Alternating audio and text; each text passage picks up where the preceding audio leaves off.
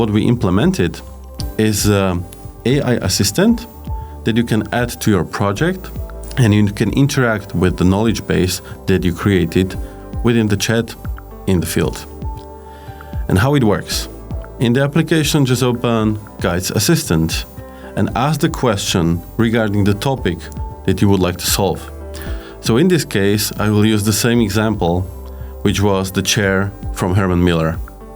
And I would like to ask how to set up the height of the chair. I will just write the question, and then I will get an answer. This answer is fully generated from the content that you create in the knowledge base. And also, the part of it is a recommendation which guide you can use to jump directly to the guide and check why the question was answered this way.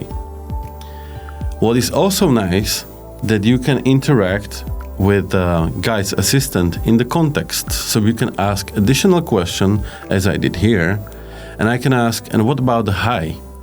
And the chat will understand that you are asking about the same chair and referring to the same guide or the same manual.